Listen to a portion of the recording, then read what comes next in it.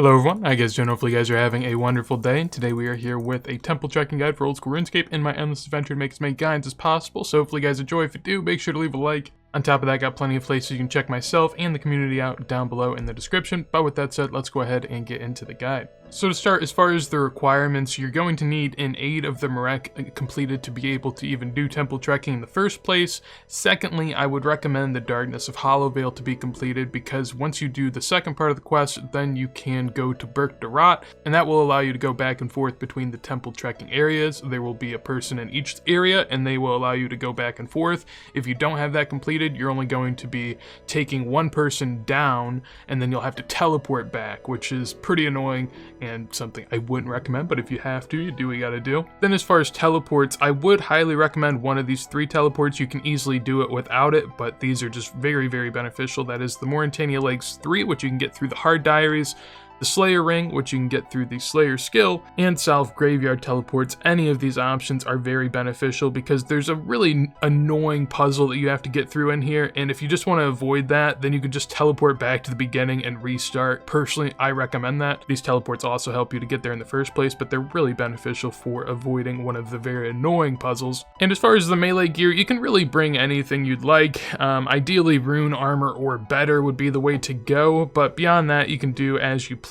You could even swap in some graceful here, not that it would really matter too much. At some point, once you're high enough level, you really don't take too much damage and you don't have to worry about it, but at lower levels, you do have to worry about your defensive setup. As far as where we're going to need to be, you're going to have to find your way over here to Paterdamus, just a little bit to the west of Canifis over here. So however you want to go about that, if you've completed the quest, you know how to get here, but there's a fairy ring code nearby, CKS, the South Graveyard telly I was talking about before, Slayer Ring over there, the Carl teleport. There are plenty of ways to get here. You could even run here from Varrock if you were feeling up to it. But essentially, this is where you start right here. You can start to escort some of these people around here. For my inventory here, the top row is not necessary, but just beneficial items that you could bring. So I have a Dragon Dagger for special attacks, Super Combat Potion. In addition to that, a Stamina and a Prayer Potion. You probably won't need those, but you can bring them just in case you run low. In addition to that, I have Mauritania Lakes 3 to teleport to the Up The Clan area, as I will demonstrate right here.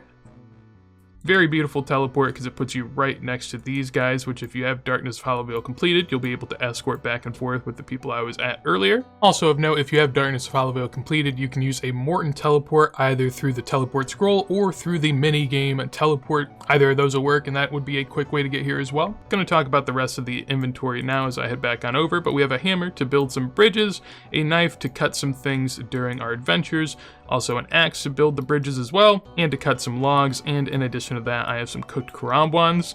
You can bring whichever type of food you'd like. If you're going to be doing the harder or the medium methods, then you could also bring food for the person that you're going to be escorting. Personally, I don't even recommend to do the medium or hard routes because essentially they're not worth the pain that you have to go through, and I'll go ahead and demonstrate as to why that is now. So once you're over here, just go ahead and find one of the easy escorts and then just go ahead and talk to them, make your way through the chat, and you'll be heading on through the bog over here. Once you escort them, you'll have 3 routes to go through. The first route is going to be the best one to choose. Even though it's the longest, essentially it ends up being the least amount of time that you're going to have to spend doing these activities. So Route 1 is the way to go. Once you click on Route 1, then you and your little escort will be moving on through the swamp, and you'll randomly get caught at different locations. So I'm going to talk about each of the locations afterwards, but in short, all of the combat ones, if you are doing the easy route, you can just run past. So it really doesn't matter at all.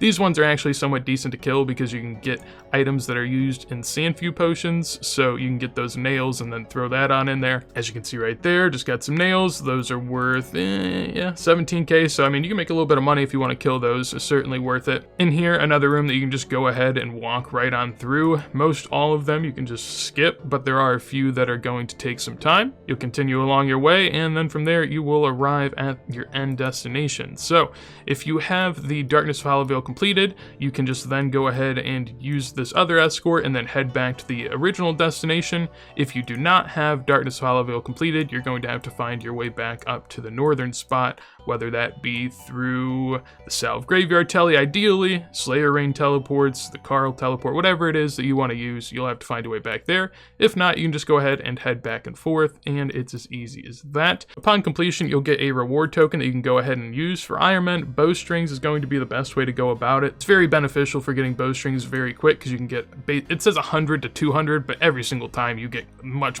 closer to 100. I don't even know why they have, because I mean, if you look here, I'll get 100, maybe 102 if I'm lucky. Yeah, so you don't really get the higher bound there, you really get the lower bound. But when compared to the other options, it is much better to just do this very quick, because as you saw going through there, I only had to go through 2 rooms, and both of them I could walk right out of without any problem. So it's very quick as long as you're skipping through the rooms, and that's why it's better to do the easy route, because you can skip through those rooms without having to fight anything. So now that we know the basics of what this is all about, now we can talk through the rooms that you will encounter. So the first one is the rope swing. Essentially, whenever you go into this room, what you're going to want to do is take your knife on over to the little vines that are hanging down, cut 3 different vines, and then put them together into a rope. Then from there, use the rope on the hanging branch, and you can swing on over the river, and from there you can go ahead and progress on to the next room. Very simple room. The gas room that you could encounter, essentially you just have to walk on through. There's nothing that you have to worry about in that regard. If for some reason you wanted to kill them, you would need a druid pouch to be able to do that. Personally, wouldn't recommend it.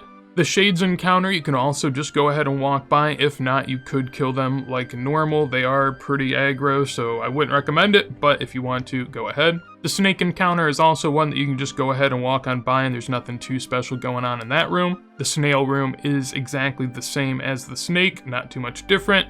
With the Nail Beast, as I mentioned before, this room you could go ahead and skip if you want, but honestly as an Iron Man I would do it because you get some of the items for seeing a few potions, and as a main account it's a 50k for the 3 kills that you can do in the room, so I also think that that's worth it. So I'd kill these just for the benefits that they provide you, but other than that you don't have to.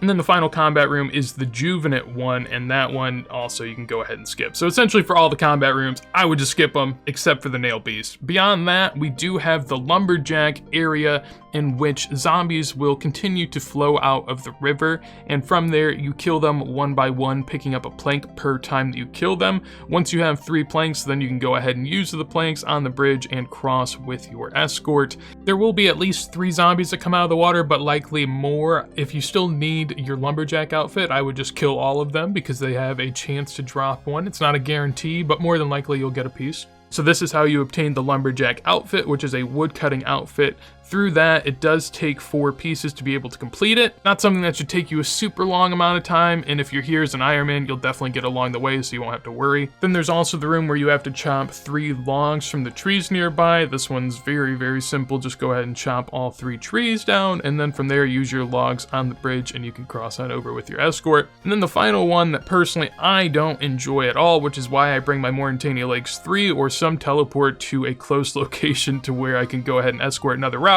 is the bog. Here you're going to have to grab some twigs from the bush nearby, you cut that with your knife, and then from there use the twigs on the bog to see which spots of the bog are firm and which spots are soft. And you want to follow the firm spots and just keep on progressing forward to the other side.